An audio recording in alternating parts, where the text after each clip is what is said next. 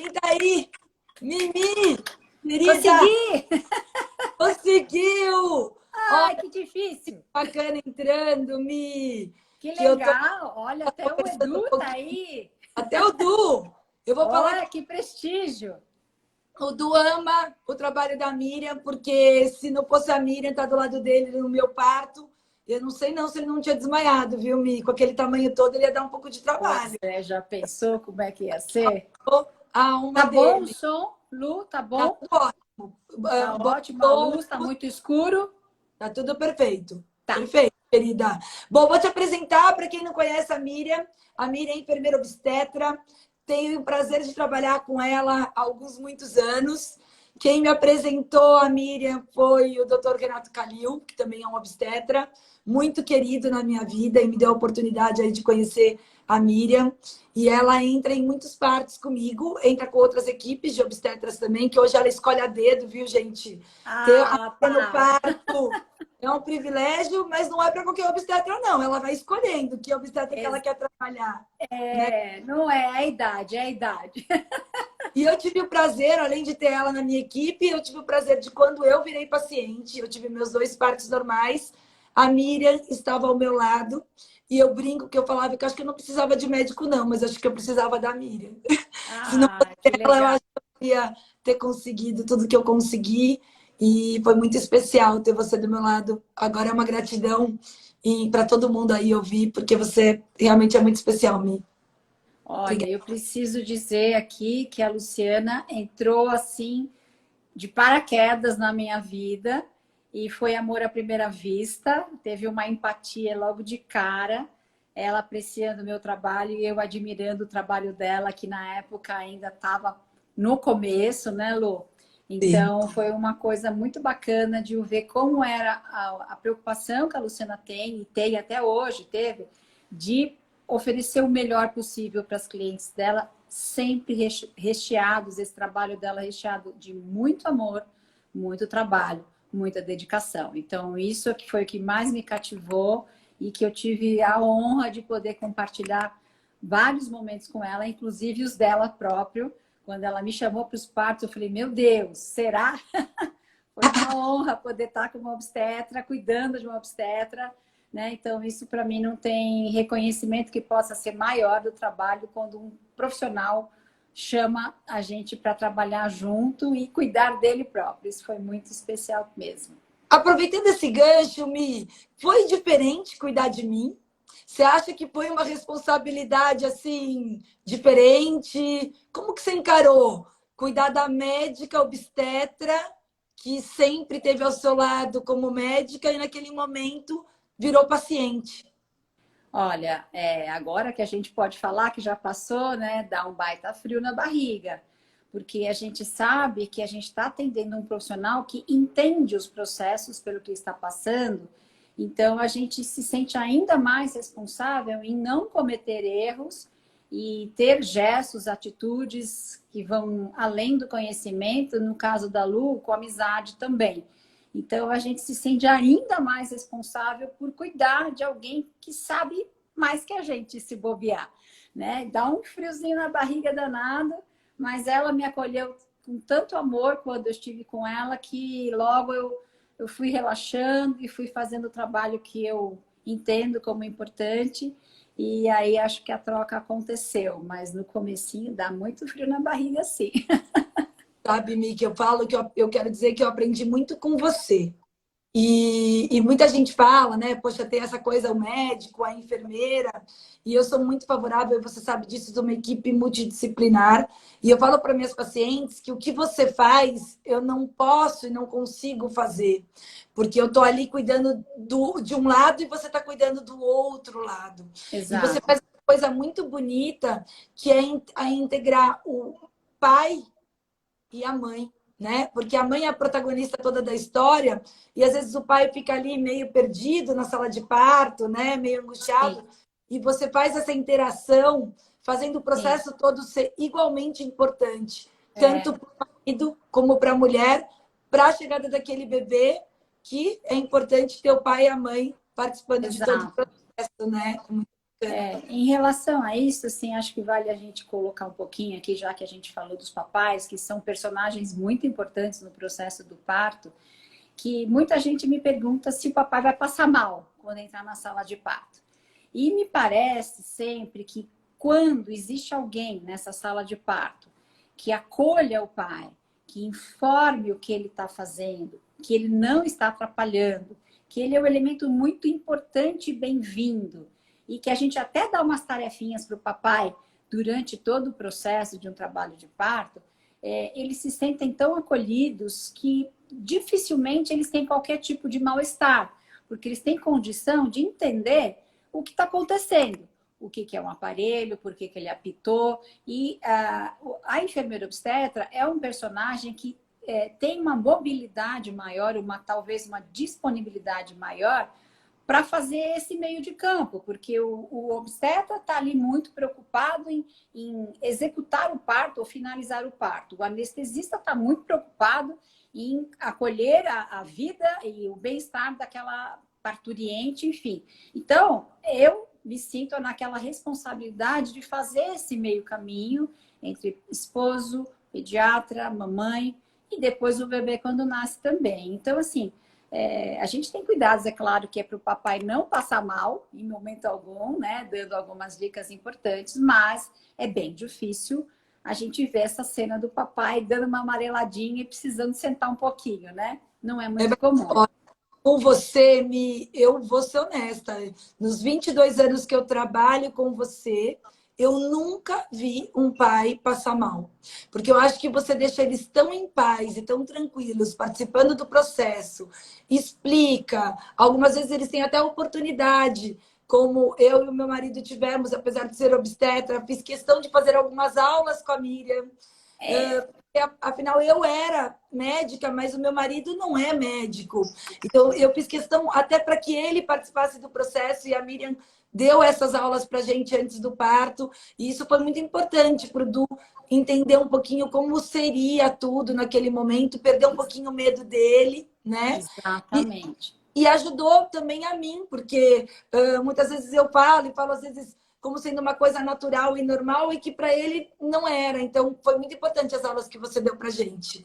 É bem bacana. Eu acho que com informação de qualidade que vem antes, a gente já deixa em casa uma parte dos medos, dos mitos, né? Porque eu brinco que é só a gente estar grávido que todo mundo se vê na obrigação, as pessoas que estão ao redor, a dar palpite, a dar as suas experiências, a compartilhar, mas nem sempre isso é embasado na ciência, porque eu acho que a ciência tem sempre que embasar os nossos processos, e nem sempre tem esse embasamento, e às vezes o excesso de informação e a informação que não tem qualidade, em vez de ajudar, ela deixa todo mundo transtornado, com muito medo, muito assustado. Então, a gente precisa ensinar o foco, colocar o foco, falar, não, isso faz sentido, isso não faz sentido. E aí, acho que isso é uma coisa que, antes de qualquer coisa, é muito tranquilizadora. Né? Eu estou entendendo aquilo que eu estou vendo, então acho que isso faz total diferença na participação do todo o processo do trabalho de parto, e mesmo quando acontece uma cesariana, também isso tudo precisa ser esclarecido antecipadamente, de preferência. Sim. Você sabe que eu tinha assim, uma restrição, não falo no Instagram, ficava meio na dúvida. E um dos motivos que eu resolvi começar a falar no Instagram, me expor e conversar um pouquinho sobre ginecologia e obstetrícia aqui, um pouquinho da minha vida pessoal também, era trazer informação que você falou de qualidade. E eu fico muito feliz que vários colegas meus começaram a falar também no Instagram, porque a gente tinha muita informação que a gente via as pessoas falando, mas talvez não tinha uma formação, entendeu? Eram profissionais, eram faculdades, graduação, pós-graduação, residência. E conversando um pouquinho sobre isso, Mi, eu sei que algumas pacientes, até pacientes minhas, acabam te procurando como sendo doula. E existe uma diferença entre ser doula e ser uma enfermeira obstetra, Mi. Você consegue contar um pouquinho qual é essa diferença? A formação, em princípio, né? Então, a doula, ser doula é ter uma ocupação, né? Então, a doula, qualquer pessoa que tem um nível, o colegial completo, segundo grau completo, né? É uma pessoa que é interessada, envolvida e que gosta do tema gestação, parto e pós-parto. Em geral, são mulheres muito tranquilas, né? Muito carinhosas, acolhedoras. Então, essas pessoas, elas fazem um curso que tem em vários lugares, em São Paulo e em outros lugares também, que são cursos rápidos para entender um pouco o que é um parto, como se comportar numa sala de parto, como oferecer algumas manobras de conforto para aquela mamãe em trabalho de parto. Existem até profissionais de saúde que são doulas. De certa forma, eu me considero um pouco doula, porque a doula é uma acompanhante do parto, né? É alguém que está presente o tempo inteiro do processo do parto, incentivando, estimulando, acolhendo, oferecendo uma palavra de carinho, um cafuné que seja, uma massagem de relaxamento. Então, a enfermeira obstetra, em contrapartida, é alguém que precisou fazer faculdade, que precisou fazer especialização, que precisou treinar partos muito no começo da carreira profissional, porque a gente tem a possibilidade da gente examinar, a gente avaliar se o bebezinho durante o processo está passando bem ou não, saber se a contração está bem ou não, que tipo de exercício é interessante para aquela parturiente naquele momento, pode comer ou não pode comer. Então, a gente consegue ter uma parceria com muito mais informações e avaliações, né, que deixam o obstetra, eu imagino, mais tranquilo na retaguarda, enquanto ele próprio não está lá, né? Então, existe uma limitação de atuação da doula, no sentido de avaliar clinicamente a parturiente e o bebezinho que ainda não nasceu, comparativamente com uma enfermeira obstetra, que estudou muito, e muito mesmo, para Quantos fazer anos, isso. Mi, de faculdade e depois de especialização em Então, enfermagem? sim, existe o curso de enfermeira obstetra, então a gente tem faculdade, que hoje em dia tem curso de 3 anos de faculdade, mais 1 ano de especialização em obstetrícia, né? Mas eu fiz um curso que eram 4 anos em período integral de faculdade, eu sou formada na USP, e mais 1 ano de especialidade em obstetrícia e depois mais um monte de estágio que precisavam acontecer junto com isso, um monte de nós mesmas executando o parto normal. Então, a enfermeira obstetra, na ausência absoluta do médico, ela pode fazer o parto normal sem o médico, desde que não haja qualquer tipo de risco.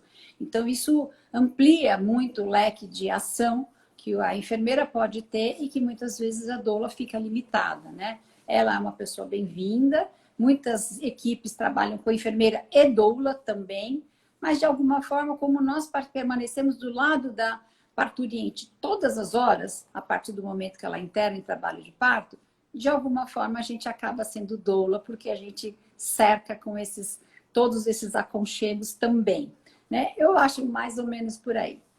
E o próprio marido, né? Eu acho que ele também pode ser um acompanhante que incentiva a sua esposa a ter um parto normal. Então, eu sempre brinco que eu falo que o marido, e eu faço questão, você sabe disso que eu faço, de colocar eles fazendo parte de todo o processo e orientá-los, dar uma informação, e eles também podem ter esse papel de acompanhante e de incentivo à mulher durante o trabalho de parto, né? Junto com a enfermeira. Eu li uma publicação de alguma mamãe na internet que ela falou assim que o doulo dela foi o esposo e que ele foi uma pessoa muito especial. Então, a pessoa está envolvida, sabe o que fazer, quais processos ele pode incentivar essa parturiente, ela é uma bem-vinda, né? Então, é um elemento, uma pessoa muito bem-vinda no processo todo.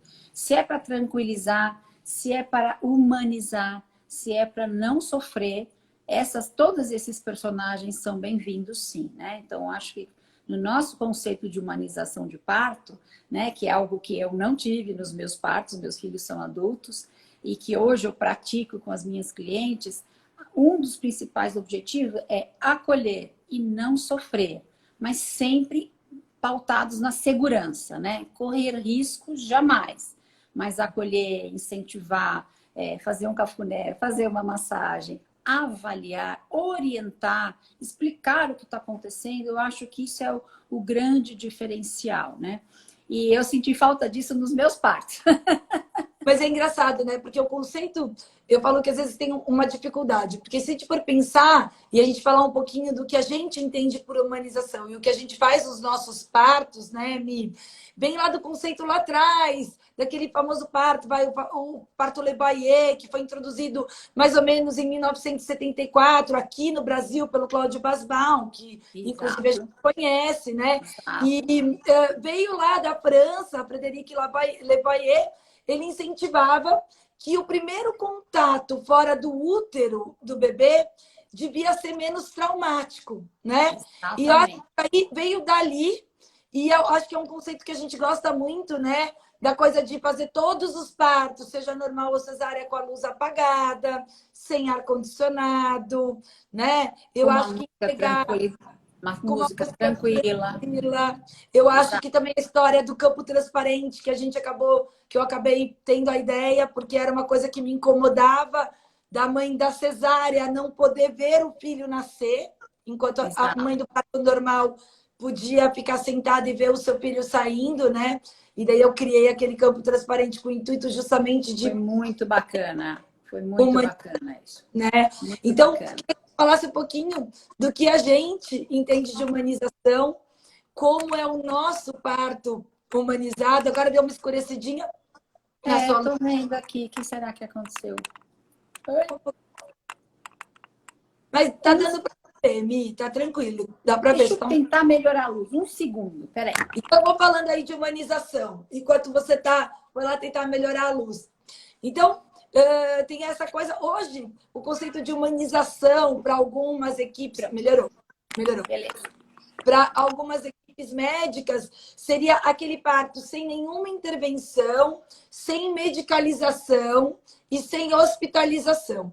A gente sabe que quando veio a hospitalização e a medicalização, né, que aumentou, a gente conseguiu diminuir drasticamente a mortalidade materna, que era uma das incidências que a gente mais queria diminuir, né? Porque a partir do momento que a mãe pode ir para o hospital, ter o seu filho com todo o aparato hospitalar e com toda a segurança, no caso de uma hemorragia e tudo mais, isso diminuiu muito a mortalidade materna, né, Mi? Então, eu queria que você contasse o que a gente entende, o que a gente faz, né, de humanização. Então, eu te falo aí então, assim, da luz.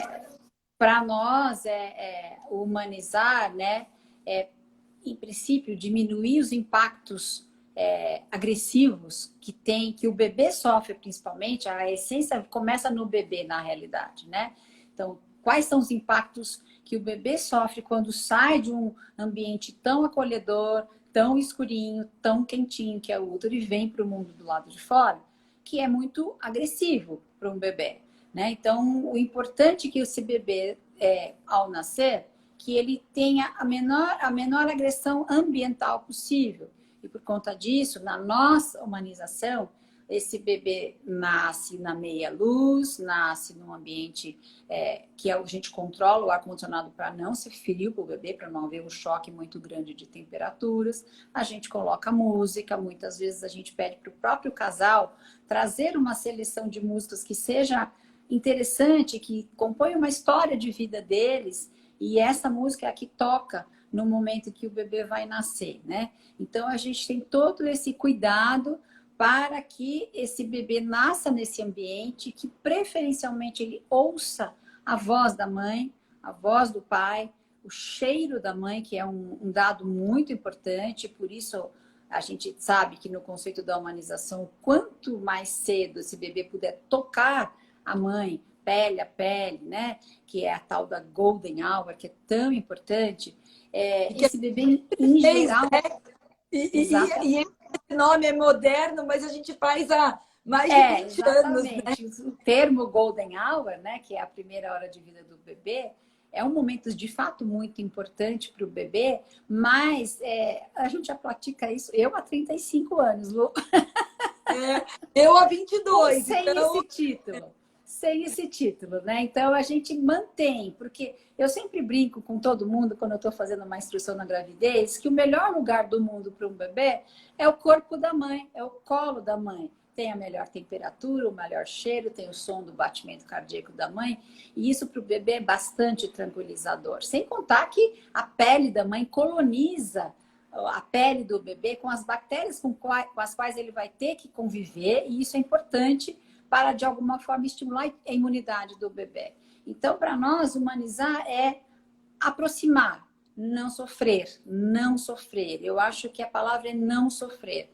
E o não sofrer inclui, no nosso ponto de vista, me corrija se eu estiver errada, Lu, inclui usar qualquer procedimento que dê conforto e segurança para essa mulher, incluindo analgesia de parto, no caso de um parto normal, incluindo qualquer tipo de procedimento que torne tudo mais confortável e não seja uma coisa radicalizada, onde a gente, em alguns casos, a gente às vezes está fazendo parto na sala vizinha, a gente está escutando alguma mulher uivar de dor.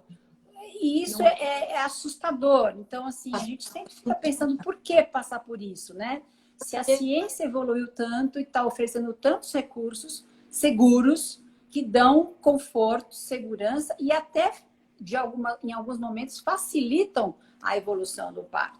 Então, a gente quer usar sempre o bom senso, né? Para humanizar, para envolver papai, para a mamãe ter uma lembrança no futuro positiva do processo que ela passou. O parto é um momento mais do que especial e único. Então, lembrar dele como uma tortura, como um sofrimento, eu acho que é muito injusto, né? Então, é por aí. Eu acho que nosso conceito de humanização vai meio por aí, né? Eu até, a Marcinha, que é uma das minhas anestesistas, né, que a gente trabalha com uma equipe grande, tá aí na live, e às vezes, pacientes me perguntam, a analgesia, ela atrapalha o parto? E eu digo que não, a analgesia não atrapalha o parto, a analgesia algumas vezes até ajuda, e eu tento fazer uma analogia, se eu pegar uma bola de basquete e for jogar no seu rosto, você vai fazer como? Se proteger.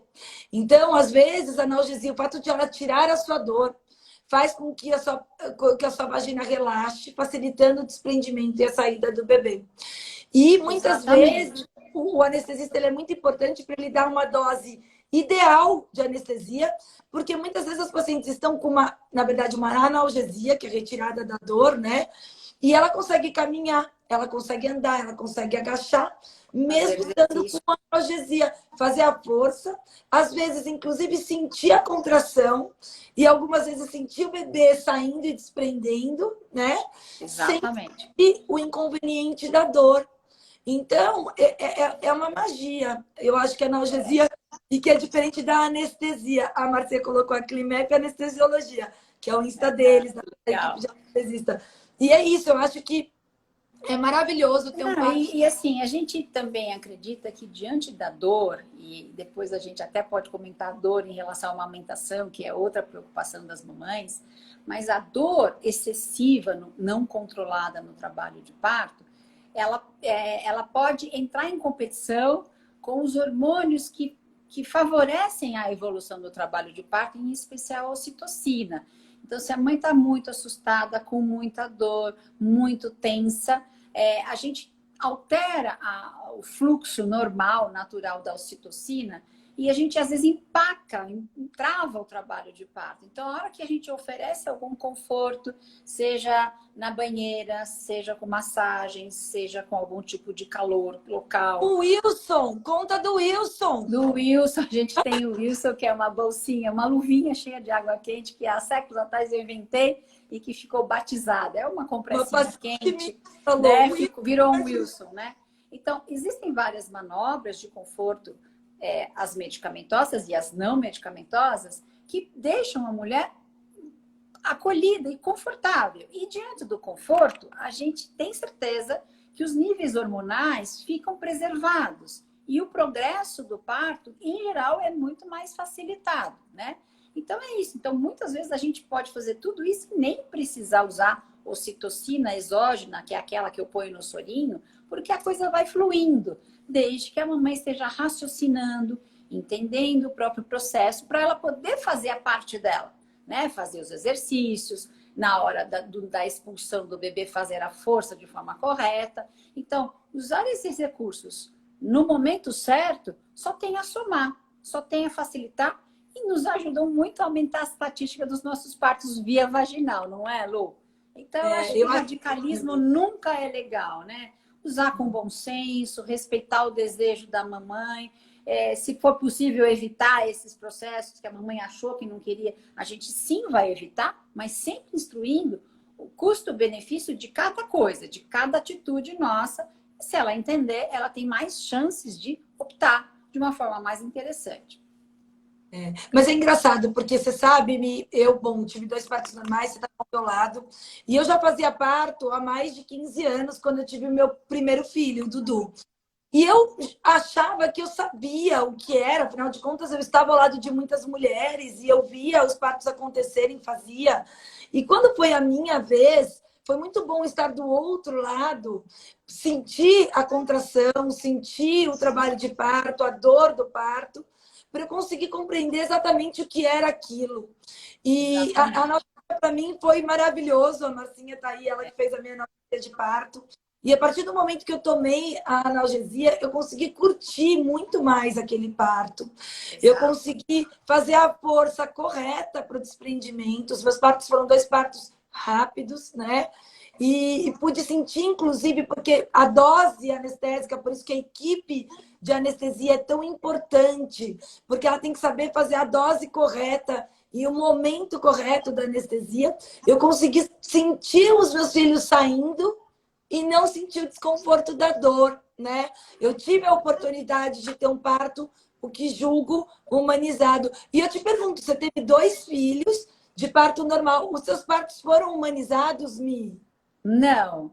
O único acolhimento que eu tive os 2 filhos no hospital universitário, porque era onde eu trabalhava, na época que eles nasceram, eu conhecia toda a equipe que atendia lá, mas fui submetida a ser atendida pelo médico de plantão. Eu só tive o acolhimento, né? As minhas doulas foram as minhas colegas de trabalho, né? Elas estavam comigo. Nessa época, o marido não podia entrar. A gente tinha que ficar deitada na cama, todo o processo do trabalho de parto. A gente era submetida regularmente a enteroclisma, que é uma pequena lavagem intestinal que acreditava-se que isso favorecia e é bem desconfortável.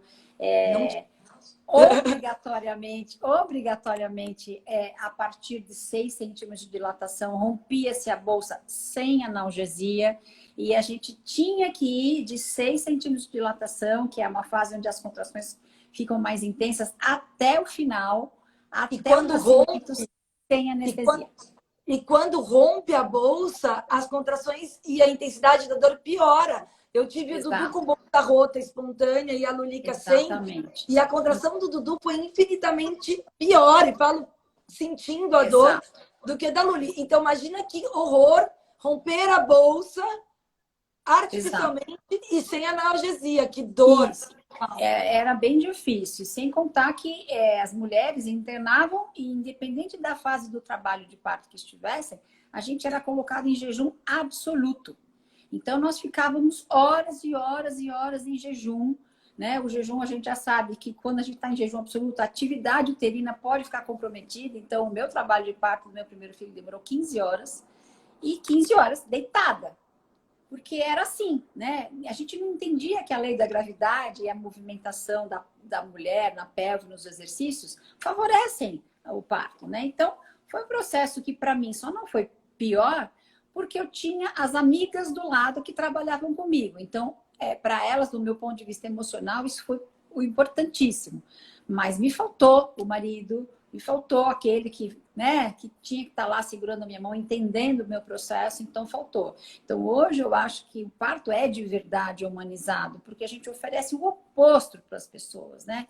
Então, por isso que eu, como passei com umas experiências, né, estranhas, porque era a conduta na época, eu acho injusto que isso aconteça. E pior do que tudo, os meus 2 filhos nasceram, graças a Deus, super saudáveis, mas as minhas amigas tiraram meus filhos de mim. Então, eu não pude ter nenhum dos 2 no meu colo, eu não amamentei nenhum dos 2. E por conta dessa separação abrupta, talvez a minha primeira amamentação foi bem difícil. Talvez porque eu não tive a golden hour. nenhum dos dois partos, nenhuma das duas vezes, né? Então, depois das minhas próprias experiências, eu achei que eu tinha que rever os conceitos de como eu podia usar o meu próprio trabalho para melhorar as mulheres de quem eu cuidava. E assim a gente começa a pensar em outros caminhos, e foi quando eu conheci Le Boyer, falei, pera, esse cara aqui é um cara bacana, ele pensa grande.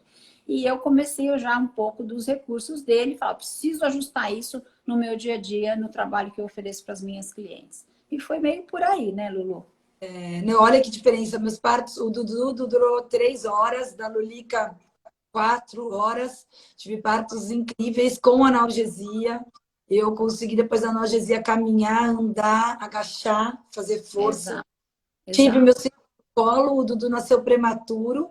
E mesmo prematuro, tem até uma foto aí no Instagram antiga, ele prematuro com oxigêniozinho na mão, ele segurando no meu colo logo depois do parto, porque a Miriam segurou o torpedo de O2, lembra, Mi? Para ele Lembro, eu fiz poder para no vir pro torpedo. meu Era colo, porque prematuro, mas o lugar dele é da mamãe.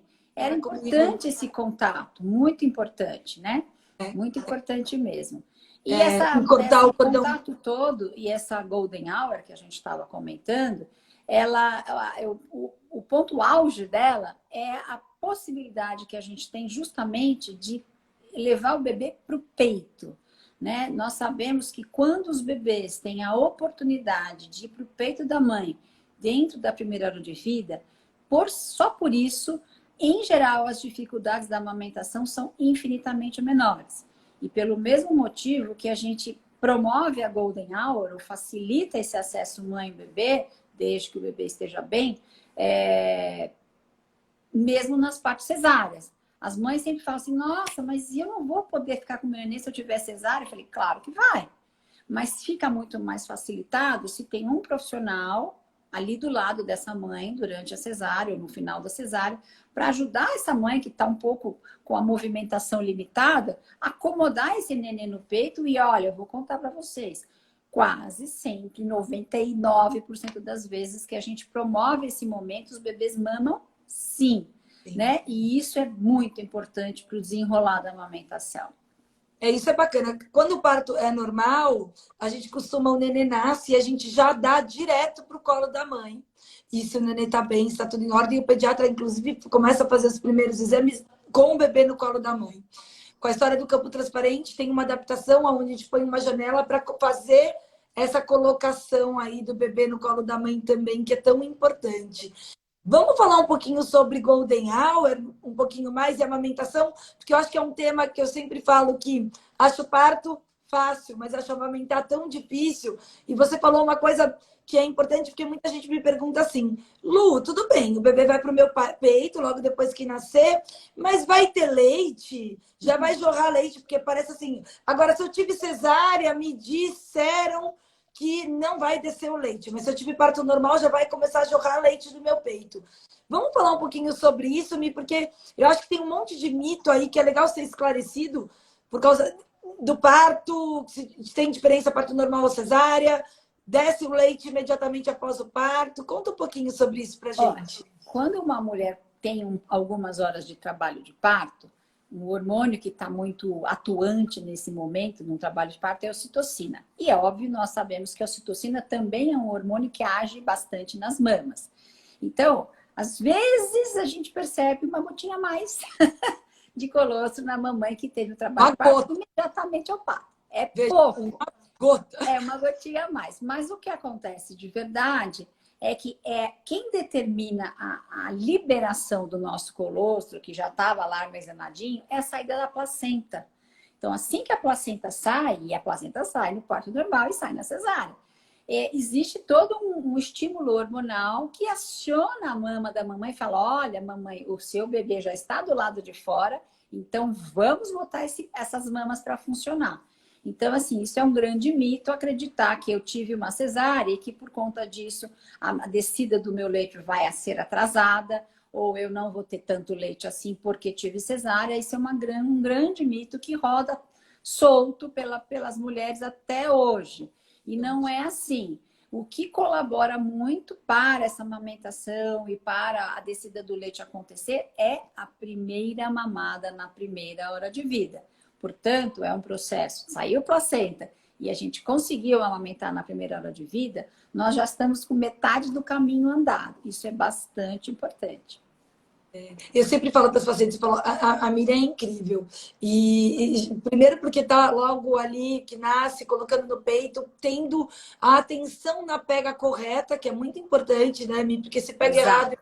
errado, peito no início, a coisa já começa a dar uma desandada desde o começo, né? Exato. E que quando acontece a pojadura, que é a descida do leite, que geralmente acontece de 48 a 72 horas após o parto, e às vezes tem aquelas mamas que engurgitam, que ficam muito duras, muito vermelhas, e que pode até gerar uma dor, um desconforto.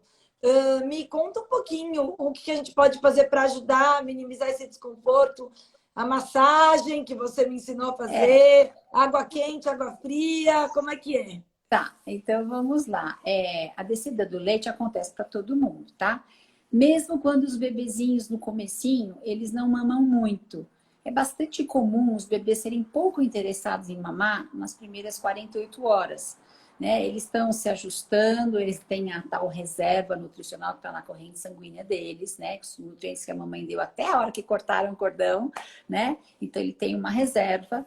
E esses bebês ainda têm muito líquido amniótico retido no sistema digestivo e também mecônico. Então, isso inibe um pouco o interesse em mamar bastante nas primeiras 48 horas. Mas, obviamente, a mamãe vai sendo incentivada a colocar o bebê no peito, a observar o que o bebê está fazendo. E aqui vale uma parte que eu sempre falo, que não é normal machucar o peito nunca. Não pode, não aceitem isso como normal. Isso é sempre um sinal de que o meu nenezinho foi para o peito e ele ou me deu uma tapeadinha ou fez uma pega não muito correta, né? Então, machuquei, meu Deus, fique preocupada, porque o machucado é um sinal importante para saber que eu me dediquei para o meu bebê e talvez ele não tenha mamado tudo que ele deveria ter mamado. Isso é importante. Bom, mas a pojadura acontece de qualquer maneira. E quando a pojadura acontece, existe um bombardeio ou uma chegada muito grande, em grande quantidade do colosso da mãe, né? Então o peito fica vermelho. Vermelho não fica nem sempre, né? Mas ele fica muito quente, fica inchado, tende a ficar duro e dolorido também, porque tem excesso acumulado dentro das mamas. Quando isso acontece, o bebê pode reclamar.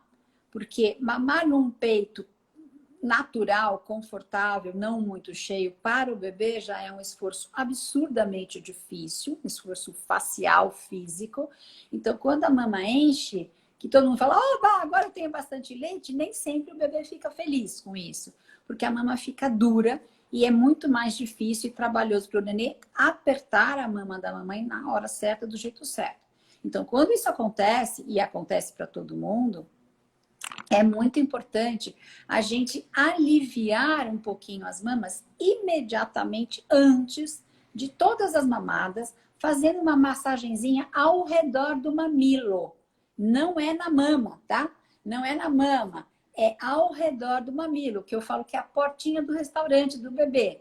Se a portinha do restaurante estiver muito entupida, muito dura, o bebê não consegue fazer uma boa pega e se fizer, provavelmente ele vai se cansar mais para apertar aquela mama que está dura, né? E ele se cansa, ele para de mamar, e parando de mamar, às vezes ele machuca a mamãe também, né? Ele fica fazendo o peito da mamãe virar uma área de lazer, e isso não é legal, né? Então, a gente precisa aprender a massagear a região areolar antes de todas as mamadas, a partir do momento em que acontece a chegada do leite, que é a partir de 2, 3 dias após o parto.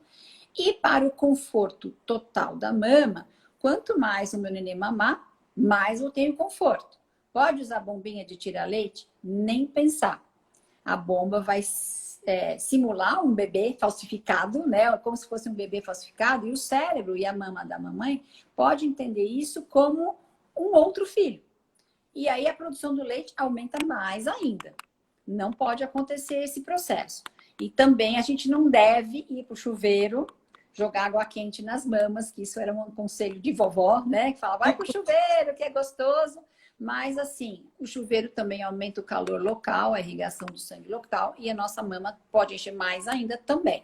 Então, quando a mama está muito desconfortável, a gente massageia antes do nenenzinho mamar, pede pelo filho, pelo amor de Deus, mama direitinho, a gente vai estimulando o bebê para mamar cada vez melhor. E o que a gente pode fazer, que às vezes é confortável, é fazer compressas geladas na mama, né? A gente pode botar uma toalhinha ou uma fralda de pano embebida em água gelada e colocar sobre a mama depois da mamada, porque é confortável, ajuda a reduzir um pouquinho o edema, o inchaço que a mama tem, e isso dá um certo conforto, mas não resolve, né? Quem resolve é massagem na hora certa, do jeito certo, e bebê mamando. Só isso, tá? E a questão do bico, que eu acho que eu recebi várias perguntas, por isso que eu tô aqui meio que interagindo com as perguntas que me mandaram aqui Legal. no meu Insta. A questão do bico, como preparar esse bico antes da amamentação? A paciente que tem, de repente, mamilo invertido ou aquele mamilo que não é tão protuso, pode prejudicar o aleitamento materno? Pacientes que fizeram plástica na mama e tem redução de mama. Vamos falar um pouquinho sobre isso, que eu acho que é um tema bastante importante, que teve muita dúvida aqui que me mandaram. Sim, com certeza. São assim, vamos partir do princípio que, em princípio, tem uma polêmica muito grande. Tenho que preparar o meu mamilo? Eu também recebi algumas perguntas. Tenho que passar bucha? Tenho que fazer o quê com o meu mamilo? Né? Então, assim, a primeira coisa nem toda mulher precisa mexer nos mamilos durante a gestação, tá? Não é obrigatório isso acontecer. Então, são casos específicos, como, por exemplo, um mamilo invertido, um mamilo plano, né? Onde a gente não tem nenhuma saliência e o bebê poderá ter dificuldade de fazer a pega, a prensa do mamilo, né? Então, o obstetra é importante que avalie essa mama lá em algum momento de preferência no começo da gestação, para observar se esse mamilo é um mamilo favorável ou não. Quanto mais saliente o mamilo for, mais é interessante o bebê vai gostar mais do mamilo saliente. Mas se ele não é muito favorável, então a gente pode, caso a caso, avaliar e fazer alguns exercícios, alguns estímulos com o objetivo de trazer o mamilo para fora, inclusive no invertido, né? E também saber classificar, porque às vezes o pessoal fala, eu tenho mamilo invertido, e quando eu vou ver, a gente mexe um pouquinho no mamilo, vai vir para fora. Então, isso não é invertido, isso é um pseudo-invertido, que é diferente. O bebê tem facilidade, às vezes, de mamar nesse mamilo. Então, a gente precisa avaliar direitinho, e se esse for o seu caso, se o mamilo não for muito saliente, se o mamilo for invertido, se a pele do mamilo for muito, muito clarinha, muito fininha, as moças loirinhas têm que ficar um pouco atentas, a gente tem que fortalecer essa pele para que a pele aguente o exercício que o bebê vai fazer ali, né? E aí a gente precisa de um pouco de tempo para fazer esses cuidados e chegar na ocasião do parto com uma pele e um formato de mamilo mais adequado para o bebê ter a menor dificuldade possível. O que é bom para todas as mulheres sempre é sol. Sol é tudo de bom, gente. Isso é para todas. Então, a gente acha uma janelinha discreta, onde a gente vai ter a exposição dos mamilos sem protetor solar, né? Sem nada, obviamente é o sol de manhã cedo ou do finzinho da tarde, onde eu vou tomar um topless, fazer um topless de 15 minutos. É só isso, sempre que tiver sol. Então, a gente precisa desse cuidadinho, que já é um grande cuidado lá na frente. Vale muito a pena tomar o sol. E depois, peçam ajuda para o seu obstetra. Falar, pera, doutor, meu mamilo tá bacana ou não? Preciso de um suporte ou não? E aí a gente faz uma avaliação, em geral, com 25, 30 semanas de gestação, porque ainda dá tempo da gente cuidar e encontrar um resultado mais favorável lá na frente. Tá? Então, acho que em cuidar dos mamilos é isso que a gente pode falar. Quanto às cirurgias, a gente tem uma atenção especial para quem fez redução de mama. Mas se eu fizer redução, eu não vou ter leite? Não é verdade, absoluta. É uma situação especial porque nós temos que acompanhar mais de perto o comportamento que essa mama vai ter. O quanto ela enche e o quanto o meu nenezinho está mamando e ficando feliz ou reclamando da refeição no final da mamada.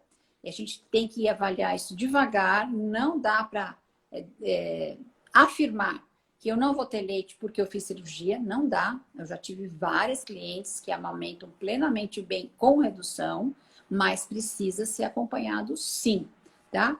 E quando a gente fala em amamentação, eu sempre repito para todo mundo, qualquer gota de leite materno que o meu bebê receber, mesmo na minha redução, mesmo que eu tenha um fluxo comprometido, é infinitamente melhor do que o meu bebê não receber nada. E o exercício de sucção que o bebê faz na mama é um exercício extremamente importante para desenvolver o crescimento facial todo, o crescimento mandibular, para liberar mais hormônio de crescimento para o bebê, porque isso acontece especialmente à noite, mas à noite quando o bebê mama corretamente. Então, tem um monte de coisa que está envolvidas. Nas cirurgias que a mamãe só colocou uma prótese de silicone, é bem pouco frequente a gente ver qualquer tipo de problemas na amamentação por causa da prótese, exceto se a mama foi muito, muito manipulada, muitas cirurgias de repetição, às vezes. Mas não fiquem com medo, tem que tentar, porque se a gente não experimentar, nunca a gente vai saber se está funcionando direitinho ou não na sua mama. Acho que era isso, né, Lu? Não, perfeito, colocação perfeita. Outra dúvida, tô abusando de você da amamentação, que foi a maioria das dúvidas vieram em função disso e você é incrível para ajudar na amamentação. Aquelas mamas que são muito grandes e pendentes, que às vezes dão uma dobradinha. E eu acho que você tem uma dica bem legal que pode ajudar essas mamães, porque pode ser um pouquinho mais difícil, mas tem o que fazer. O que a gente faz? O que a gente faz é primeiro lembrar que o sutiã é obrigatório. Eu brinco que só as japonesas, aquelas que são bem retinhas, que não tem mama, essas estão a única autorizadas a não usar o sutiã, talvez. O resto das mulheres todas precisam usar o sutiã. Um sutiã que contenha a mama toda. Não pode ser um sutiã cavado. Não pode ter ferrinho, aro no sutiã. Tem que ser um sutiã de uma estrutura forte. Não deve ter bojo, tá? Porque ele inibe um pouco a ventilação da pele. Então, é um sutiã que contém a mama todinha e que mantenha a mama elevada. Imaginem a mama a 90 graus do nosso tronco. A mama não deve pender. A mama deve ficar sempre a 90 graus do tronco, da melhor forma possível, né? Porque assim eu mantenho todos os canalículos de leite permeáveis, porque quando ela cai um pouquinho, o canalzinho toma. Então, além de eu usar um belo de um sutiã que me mantenha elevada, eu também tenho que sentar muito linda e maravilhosa na hora de amamentar, porque a postura correta ajuda a levantar a mama e poupa os nossos ombros e as nossas costas, porque não é fácil, né? Eu lembro da Miriam me falando, relaxa, relaxa. Certo como, exatamente. Então, a gente vai tendo esse cuidado e para algumas mamas que são muito, muito grandes mesmo e muito pesadas, a gente tem que usar uma tipóia. Existem algumas lojas hoje que fazem tipóias para as mamas, né? Então, é uma fralda de pano que eu dobro, faço uma tira dessa fralda, passo essa tira por baixo da minha mama e amarro isso no meu pescoço para levantar a minha mama. E eu uso a tipóia no ato da mamada, porque é muito mais fácil da mãe enxergar a própria mama, manipular o bebê, e o fluxo do leite, com certeza, agradece bastante, porque fica muito mais facilitado. Lulu, comenta aí, eu vou tentar de novo melhorar a luz, que eu tô achando que tá um pouquinho... Então, olha quanta dica legal que a Miriam deu. Outra coisa que às vezes é bacana, umas dicas meio naturais. O que a Miriam falou, não é o ideal ter nenhuma rachadura, nenhuma fissura. Sempre procurar a ajuda de um especialista. Mas se tiver também, assim, colocar o chazinho de camomila, o saquinho, que é cicatrizante natural, né, Mi? Isso, Eu acho que é legal. Tem pacientes que acabam conforto, né? dando de pomada. Eu acho que é legal falar um pouquinho desse lambuzar de pomada. O que você acha disso, Mi? Cuidado. Então, assim, quando a gente tem uma lesão, né, pequenininha ou não, ou maior um pouco, é muito importante, antes de qualquer tratamento, a gente entender a causa da lesão. Em geral, é o bebê que está no nosso peito fazendo mau uso do peito. Está lá parado, está chupetando, ou escorregou da perna.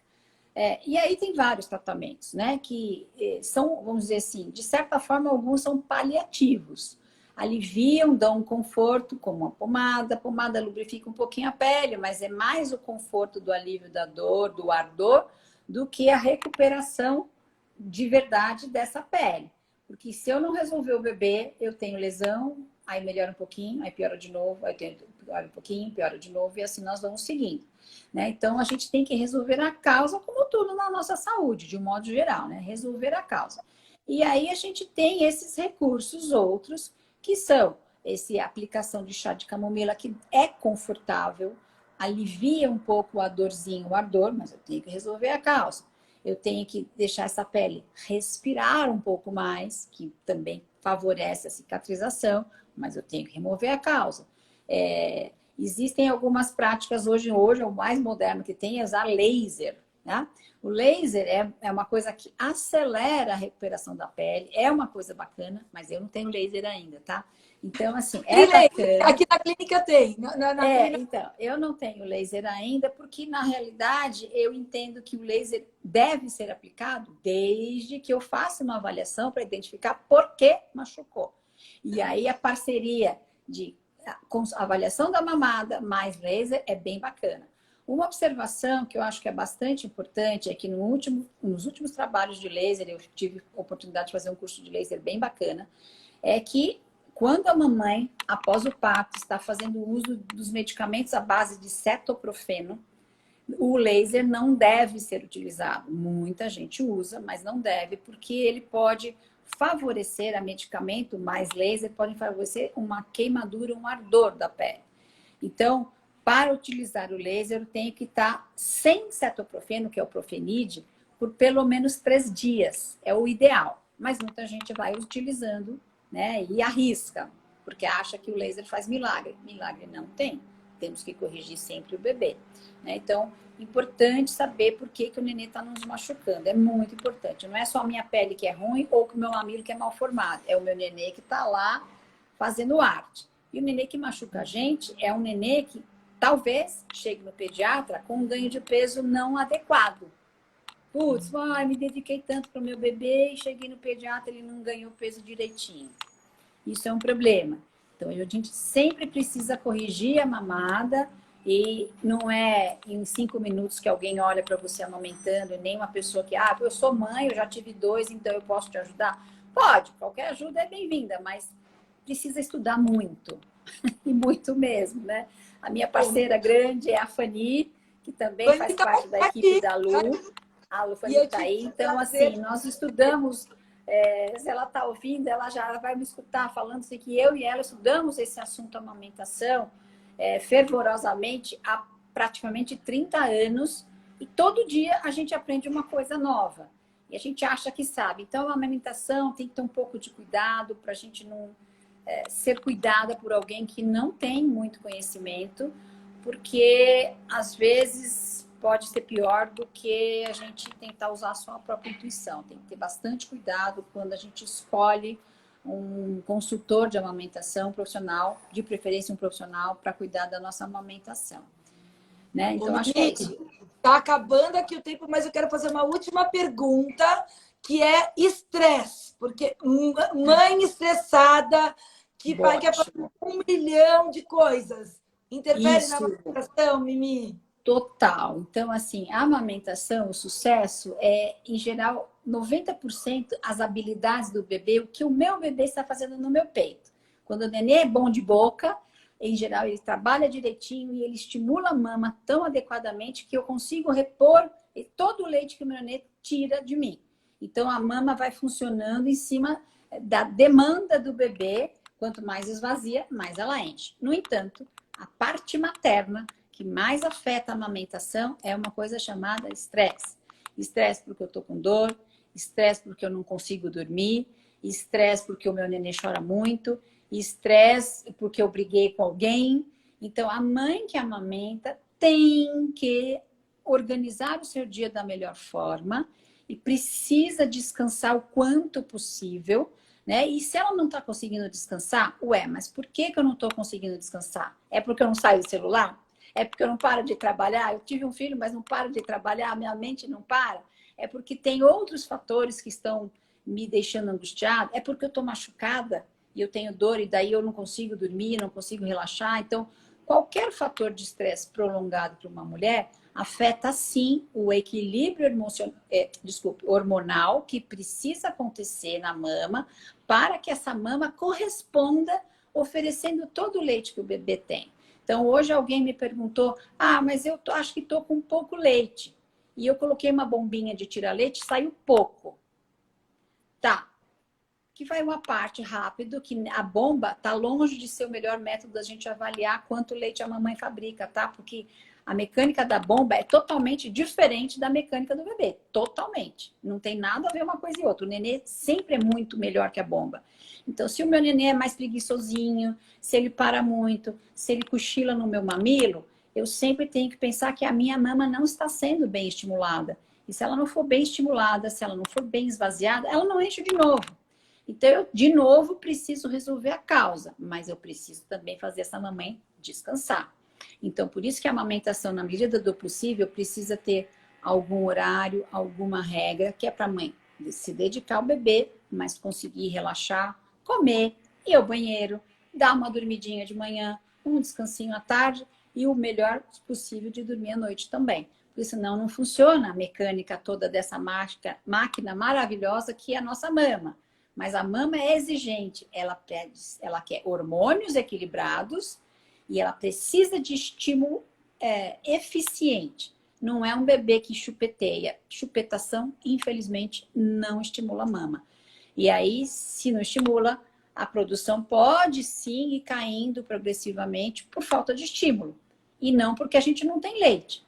Se o meu nenê mama, eu tenho leite. Se o meu nenê é bom de boca e suga com potência, com eficiência, eu tenho leite. Se o meu nenê para, enrola, dorme, não tem nenhuma regra, o corpo fala, mas afinal, quanto leite eu tenho que fabricar para esse nenê? E isso é um problema bem grande, né? Então, assim, não existe pouco leite, existem bebês que vão para o peito e não acionam bem a nossa mama, não fazem bom uso da nossa mama. E a mamãe fica com a impressão de que o problema é o leite que faltou, que ela não produziu. E é o contrário. É o bebê que precisa ser corrigido de novo. E descansar. Sempre descansar. Descansar é muito importante. A Maila colocou que a pediatra também faz parte da nossa equipe. Cuidar da mãe. A gente não pode esquecer disso, é a né? mãe. E A gente não está numa corridinha de honra. Mi, eu falo que tá me avisando que daqui a pouquinho vai cair. Passou tão rápido. Que pena. Aquela coisa que corta e a gente não se despede. E eu queria, de coração, mais uma vez, te agradecer por ser essa pessoa tão especial, por fazer parte da minha equipe e por estar ao meu lado nos 2 momentos mais importantes que foi o nascimento. Isso foi uma honra, né, Lu? É uma honra. Ter de coração a oportunidade de você estar ao meu lado e fazer esse trabalho tão lindo do lado das minhas pacientes também. Então, muito obrigada, Mi. Que Deus te abençoe e te proteja. Que você continue aí brilhando e ajudando. Eu também agradeço, porque você já me deu tantas oportunidades, né, Lu? Tantas oportunidades. E o meu trabalho, graças a Deus, ele tem bastante sucesso por conta de parceiros como você que acreditam no meu trabalho e dão oportunidade para nós trabalharmos, sabe? Então, se não fossem vocês, a gente estaria enfiadas no hospital, fazendo um trabalhozinho de rotina. Então, a gente deve muito a vocês, eu devo para vocês muito, muito, muito. E quando eu cuido de um profissional, nossa, daí tem um valor inestimável. Eu agradeço também pela oportunidade, espero ter colaborado um pouquinho mais com as informações aqui, com todo mundo que está ouvindo a gente. Obrigada pela plateia, obrigada, Lulu. É uma honra estar com você sempre, viu? Obrigada. Muito legal mesmo. Tá aqui me avisando que vai cortar. Um beijo enorme. Obrigada de coração. Obrigada a todo mundo que assistiu. Obrigada, gente. Beijo. Tchau, queridos. Eu vou deixar gravado no meu IGTV, tá bom? Opa! Para quem de tudo, tá? Beijo, queridos. Tchau, Mimi. Tchau, queridos. Tchau.